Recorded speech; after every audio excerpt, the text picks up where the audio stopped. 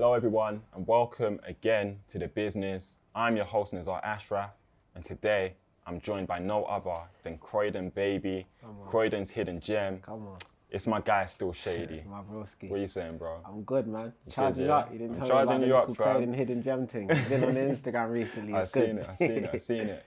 So you've come from the streets to the screens, and what I really just want to get into with you today is, you know, your story. Where you've come from and what you're doing now, because as you say, like everyone knows, where there was shade, there was light.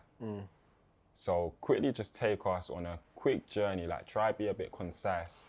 Yeah, because when you say story, that's a big one, bro. For Story's you, got chapters, it's a big one still. Yeah. I feel I'll just do three of the chapters. Chapter 1, the middle area, and then maybe the end. Yeah, so Croydon hidden gem, but I was born in Brixton.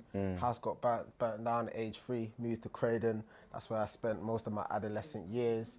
Came from Nigerian parents, you know, but there was a lot of things that was happening in my household, made me really distant, spent a lot of time outside, you know. Older brothers were involved in things, so naturally I began to be involved in things. They grew out of it, I grew into it. And yeah, man, that started the cycle effect of being around certain unfortunate things. You know, gangsterism, drug trafficking, county lines, you name it, you know, and it was a traumatic space. But now when I speak about it, we go into the next theme of it where the escape took place in 2016. And yeah, man, when I say escape, it was literally a decision where I said, no, I need to get out of certain things. And it wasn't an easy escape, but it was a dedicated one. The man got out. And as I got out, I started speaking about things openly. I was glorifying the streets when I was making music before, and I was just always open about my life. So I started saying things that I'm now doing in my new turnaround, and yeah, that just started the Still Shadey brand. Really, I didn't intentionally want to just become this individual I was today. I just was always transparent, you know, about the darkness, about the light, and about the shade. And now I'm here, B. You hear? So where did the name Still Shadey come from? Because at first, wasn't it just Shady? Yeah, like the man who used to call me Shady, it was just an alias, you know? People just identify you through your characteristics. So once upon a time, Shady figure, you know, it was a household name as well. Like, so it's just the name that I was known by. Then artist-wise, it started, I was just like, I've changed my name to another artist name that I don't need to get into, and then I ended up going back to it, and that's when Still Shadey started. What it means now, I mean, you have to know my real name, which is Luke, which means to give light. And I kind of remember learning my meaning of my name in 2017, and that gave me like a new clarity moment. I was like, rah, cool. That's why everywhere I go, I'm always like, what's your name and what's its meaning? When I go into schools and I'm talking to the young boys, I'm like, conversational start, what's your name, what's its meaning? I don't know. And then you feel like, of course, when you look into it, it's just interesting what you may find, because names hold power. Exactly. So yeah, when I found out my name meant to give light, it just blew my mind that I was once this guy actively in the shade and glorifying dark things. But now I'm just realizing there's kind of a spin-off. Man wasn't supposed to just do that. I was supposed to be in there and shine, you know what I mean? Which is how you get light, shade in the first place. You can't get shade unless light shines and the shade manifests. So it's kind of a positive twist. Yeah, so the light is Still Shadey. Now, with the light that you have and what you carry, you're not just exposing yourself to those environments, but you're still intentional about going back to those places. And am I right in saying that? Absolutely. I think everyone needs to go back to where they started, you know, for yourself and for the people that you know, engage with on that journey. You know what I mean? It's a selfish mindset when you see a man or see a woman, they conquer something and they just leave and they run. And I say that passionately because I understand there's a period of time when you need to run. You need to get out of certain places, absolutely, but you also need to come back. You know, I call it the mountain theory. Yeah, you go up to the mountains, you find your peace, you find your woosah, you find your joy, you find whatever you need to escape from, but then you look down and you see the madness that you were out of, and even though you can therapeutically enjoy where you are, there's a burden to say, rah, but my man's still there, she's still there, and that should pull you back there, and you should come with your new insight and change that space, you know what I mean? Like, I traveled the country, bro, but I'm always saying it to the team, like, what can we do in Croydon? Like, what can we do for the ends I'm from? And yeah, that's an active journey I'm trying to figure out. And yeah, I'm doing work there now, man. So something like what you are doing is purposeful, because you know some people on their journey, they forget where they're from, they forget their roots. But for you, Facts. you've managed to remain true to your roots. Yeah. You know. And of course people forget where they're from nowadays, man. Where you see a media market that's just saturated with lies, it's trends. You get me? And in the business I'm in, music, it's all about fitting into that mold. Yeah. It's difficult, bro. Yeah. You know, yeah, even now, not for my, challenges for me, but it's difficult for the average artist, the average creative. You'll be in rooms, I'm in studio and I'm having real conversations with artists, creative geniuses, and then you're looking at them and I'm like, it's like they're openly sharing how they have to only share one part of their reality or one part of their experiences, or even manufacture it because that's what the label has told them they have to do. Yeah. It's real, bro. Like, and I'm just like, raw. Every time I hear these conversations, I'm like, yeah, I'm actually in the position I need to be, which is independent. You know what I mean? So you've seen how the industry runs itself, and you took that and decided to create your own label, KB. Yeah, I had to, man. I feel like where I was going, because I've had like industry support in my career before, it was just like, bro, I was trapping, bro. Like, you know what I mean? Like, I've always been independent. I'm an entrepreneur. I have an entrepreneur spirit. I'm a builder, yeah? And I'm saying that in post-revelation now. I know more about myself now, but, bro, I was always trying to build. So I remember I used to, bro, even the setup now, I'll go in, I'm like, bro, like, where did you get that from, bro? Like, what, this is your production company, yeah? Or like, oh, what, how much did that cost? What, budgets, yeah? Numbers, yeah? And I'm always saying, bro, this is how much you're making. Yeah. Then I was always like, nah, cut out the middleman, man. Let me go straight to it. So that was my mindset. So when I find out, bro, that the average artist, 83% of that deal is going straight back to the label, bro. You know, and then the creative, intellectual property is being compromised, bro. Is that the average percent that goes? Bro, in a nutshell, absolutely, bro. 83%, bro, after tax. Like, that's gone. You know what I mean? So, but obviously there's benefits, the push, the advance, but you get me? In a nutshell, the word is leverage, yeah? I'm reading a book by Russ, the American Russ, yeah? Independent artist. You can see how he acts. He's mad confident, his bravado is crazy, but he is allowed to be that confident. Yeah. He'll go into places like, yeah, I produced this, I mixed this, I mastered this, I engineered this, I wrote this. He'll say everything, I. But the concept of his book is there is so much power in to learn, and a lot of artists are not willing to break down, you know what I mean? So I was like, nah, man's gonna build that team. I'm gonna start delegating, you know, I'm trapping, you know what I mean? And I'm gonna build that. I want that concept, because that's where I came from, you know what I mean? Because I've been played. That's how I left, that's how I even started building my own lines in the first place. Because one time I was groomed, I was coerced to go to a bando, I stayed there for 10 weeks, I ended up not getting paid. I was promised 5 grand. I came back home. That's modern day slavery, you know? You get me? You're not getting paid to do them things. You got tricked, I got coerced. All of the violence that took place afterwards, the main thing that I said, never again. Yeah. Never again. I'm going to be my own employer. And that pride made me go down an illegal route. And it was only when the dark and all the aspects came, despite all the money, I had to then finally escape. But now I flipped that on its head. You get me? Use that same mindset and become your own employer. Build. Use your pain. Use your mess. Make it a message. Exactly. So now I'm flipping it. And so, yeah, man, I take it. It's transferable. It's transferable skills. It's transferable skills, yeah. It's giving you a passion to drive KB. Yeah. And with the label as well, like, how much have you even just learned carrying it yourself? And, you know, from the start up even to now, there's probably more things that you're progressively learning. Yeah, man. I feel like we're in the work, bro. If you're not learning, bro, you're doing something wrong, man. You never stop being a student. Yeah, absolutely. To the game, to the business.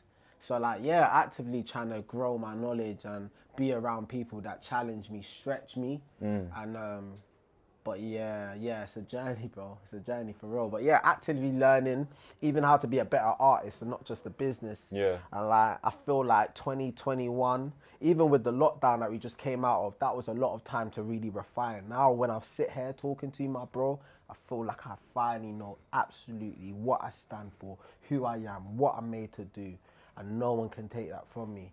And when you're in that place, you become unstoppable, yeah? Unmovable. And yeah, man, that keeps me on my lowest days because challenges, externals will come. But if you know what you're here to do, if you've written that on stone, bro, no one's taking that from you. Yeah, I think the lockdown has definitely been a blessing to look at strategies, things that you've implemented and start refining and saying, all right, cool, like how can that be changed? One thing I wanted to ask you about is just the youth work that you're doing. Yeah. So you're going into schools and speaking to youth, and obviously when you were growing up, like were there ever times where you felt like, bro, like I needed someone Bro, let like me myself? cut you there, bro. Even the school stuff, that's not just youth work, bro. My music's youth work. Every rapper, every musician, that's youth work. Why? Because music is being consumed by the youth. That's true still. So my work doesn't just start when I go into the schools. Every time I write a lyric, I'm like, how am I impacting my young people? Yeah, of course I go into practical things as you're sharing, but why I want to just quickly cut you there is because musicians need to even recognize that as soon as they pick up this pen and grab that mic, you are doing youth work. Now it's the question if you're a good youth worker, and most of the man with the labels aren't. You get me? They're wrapping up the youths. So my thing is, okay, I'm gonna use my music as a platform, whether it's just entertaining. I'm not always talking like this. You gotta hear me off stage to really hear how I am. I'm an entertainer, just like them. But they're gonna see me and they're gonna see things. You know what I mean? Yeah. I'm tired of when we see these American interviews and you see a rapper come from the UK and we go to these interviews and then they're getting asked questions and they're waffling, bro. They don't even know what they're talking about. They can't even explain their genre. You know what I mean? No shots. But it's like, raw. I'm like, no, man, smart. I'm seeing young black youths that look like man. Yeah. And they want to see how man talk. Yeah. They want to see how man carry myself. And they don't want to just see man off it. You get me? So yeah, that's why I feel like I'm also pushed in that Do you know what I like about you, yeah, is the way you just carry yourself and the way you speak. Like your mindset is different. Like someone will say something to you and you'd be like, nah, but it's like this. Yeah. Someone will say something and be like, but you will show another way of spinning it. Do you know what I'm saying? Yeah, because it's exchanges. This whole conversation, we're exchanging. Every conversation is an exchange. Yeah, and I remember back in the day, I was getting bumped on the exchange. You go into a room and then man are talking about things. It's true, because it's your brand. Yeah, so you've got to iron out what people are saying. Like even me right now, I might have my own kind of projections, but this is your brand. Do you get me? And it's like, we control that. We can complain so much. Like, why do they think this about me? Why am I here? It's in you, fam. Someone put you here, bro, and you took that, you bought that trade. So now I'm like, cool, go into a room. I need to take something, I need to give something, and hopefully it's going to be a win for both parties in that conversation. But a lot of the time, unfortunately, what we consume, what we listen to, who we're around, those exchanges are toxic and they can kill us. So I'm trying to be light. I'm trying to just add value to whoever's listening, you get me? But yeah, school stuff, man's on road, man. Man does a lot of school stuff now recently, especially during the lockdown, you know? Like, lockdown was peak for young people. Like, one of the worst things the government could have done was to close the schools. Yeah. You know what I mean? Like, schools closed, but county lines, exploitations, that went up. Like, facts, more youths were getting sent, more missing reports. Why? Because they're bored, bro. You get me? Man talks about this thing when I go on schools. I'm talking about the conditions of the heart. We talk about all the different reasons people are being groomed and exploited. One of them is because youths are just bored, statistically.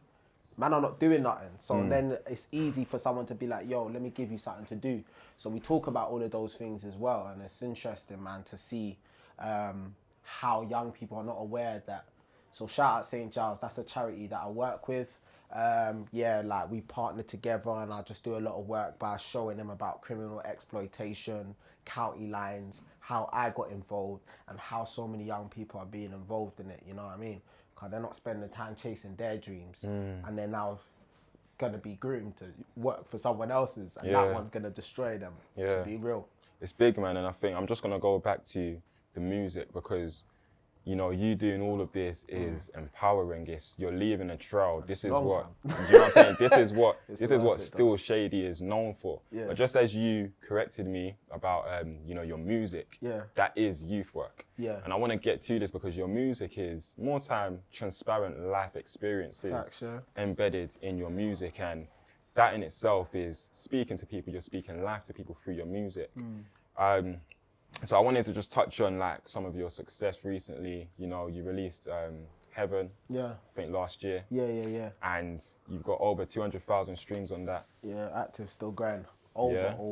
Yeah. And then you got the Heaven draw as well. Yeah. Yeah, no, I Had to hit it with both spaces, you know what I mean? Yeah. And I think that opened up like a different kind of vibe. Because for me, that was different. Like, I felt like, raw, like this tune, yeah, it was bumpy, but yeah, you've done amazing with the success of Thank you, Heaven, bro. and obviously recently you dropped a summer anthem, Blessings, with Yeah. SK. And even just speak to me about the collaboration. How did it come about? And even the sound. Sound is a bit different, isn't it? Yeah, I don't know. Like my fans got to really draw me out on this, but I feel like I can confidently say that when I say I'm versatile, I really am versatile. Like I just enjoy music, bro. I just love the heartbeat of the sound. So yeah, depending on feeling, music's a feeling at first. If it don't feel right, you can't go forward. And yeah, I feel like obviously shout out SK. He's a Nigerian British artist, active. He's made bangers, and yeah, I just knew that sonically my project's loading up, and I just really wanted to create that sort of energy, making people dance, feel good. And yeah, that's how Blessings came along. You know, came to the studio. We were working on another record first, and then Sampa, as he does, just starts running beats during the interval, and then one of them just had the ginger, fam. And then we were just, I was just, you get me, man. I had the Baileys there. It was just life. And yeah, man, Blessings, they come my way. Just when that came, then it was just history. Yeah. So yeah, shout out SK, man. Yeah, it's been a sick campaign, and yeah, man, still excited. And the campaign's still going, isn't it? Absolutely, man. Yeah. Even just with that, you know, you're an artist, and social media is another big thing. Like, how do you deal with social media pressures? And I guess the need to constantly feel like you're on it. Like, how do you manage all of that? You gotta manage it, bro. That's the first thing. Like, say I will manage my social media, because some people are just letting it manage them. You get me? So, I mean, I manage it, I try, you get me? But social media for me, as a musician, I work social media. You get me? But, yeah, man, I'll just say take breaks, man. There's a lot I could say, but just take breaks. Honestly, bro, like, man's in campaign mode, so I have to be active. But sometimes I make my posts, get my PA, make the posts, don't even want to go on there too much. But yeah, right now it's a decent season for online. But yeah, I think it's just making sure you can manage it. Like if you're in your 20s by now, or you're like if you're on it for enough, I feel like, especially in today's media, today's society, should I say, we all know what anxiety is. We know what mental health is. Now we need to, and if we, I so to speak, I don't want to say everyone knows, but I feel like there's education on mental health into 2021. I think now the question is, how do we apply that to our daily living, innit? So like, I know when anxiety is creeping in my mind, bro. I was saying this to someone outside, like, I know when I'm getting anxious about things.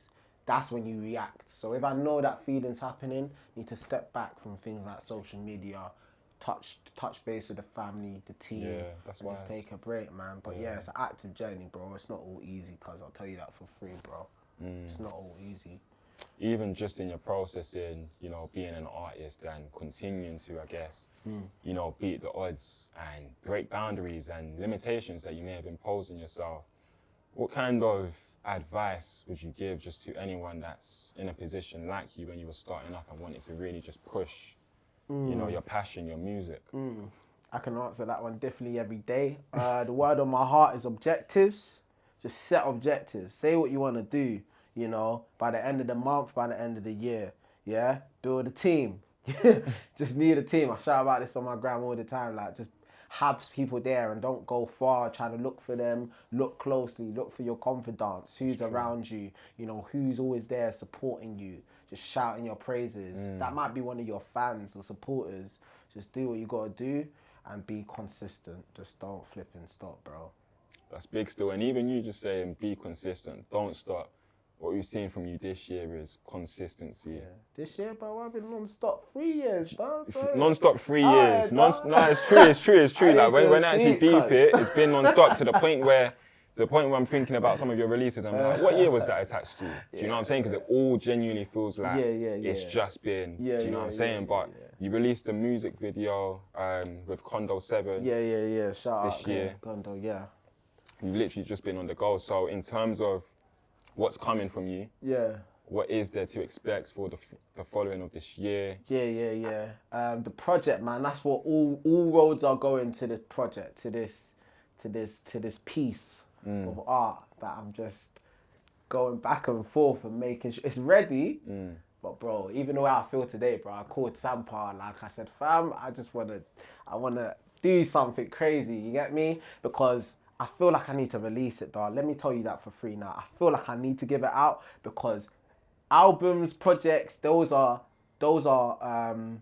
moments in life. They're like checkpoints in life. So I'm constantly living. Like, I've just recently gone through something crazy, like this week. And I'm like, if I don't get this album out or project out, like, I'm going to need to put that on the project because I need to make sure that when I look back at that, I know who that was. Okay. Yeah? Who was Still Shadey summer 2021. Yeah? Just like 2020 when I dropped Sabbath, that was all the car crash. You get me? So I need to know, because music's for me first. I need to talk to myself, teach myself, remind myself before all the fans get involved. So yeah, man, but the project's coming out, it's crazy. No, that's dope, man. Your creativity is genuinely like never stopping. As I'm talking to you, you're just buzzing. Yeah, it's jarring, bro. Do you know what I'm saying? Like come for me. even like just your passion for the projects, like it's prominent. Like I can see it. Bro. You know what I'm saying? Thank you, bro. But yeah, just to kind of wrap up with the next few years, or even just in terms of, I guess, life. What is it you want to achieve? Yeah, I can't even talk too much on that one, bro. Like, it's just mad. It's just mad. I mean, there's things that schemes that we're working on for 2022. Which will come out soon. You know what I mean? But I just know I'm here forever, B. I'm dying empty, cuz you get me? No. Yeah, Respect, 22, respect. 23, 24, what they are. So I can't wait for you, whoever's locked in, to be on the journey with me. But yeah, much love for having me, family. No, bro, it's all good. Yeah. Quickly before we go, where can people find you? Where can they find your music? Yeah, 100%. Just Still Shadey that on Google, you know, everything will come out. Stillshadey.com if you want to check out the website and the merch and everything there. But IG, Instagram, everything's Still Shadey. And I'll be waiting for you. Alright, my guy. I'm spudding you, bro. That was weird, cuz. Don't leave me hanging. Yeah. Cool. Cheers with the water then. I told him to bring the Baileys, though. You joke, man. Alright, people. This has been The BIZNIZ with your host, Nizar Ashraff. It's been a pleasure to speak with my boy Still Shadey today. And yeah, I'll see you guys soon. Over and out.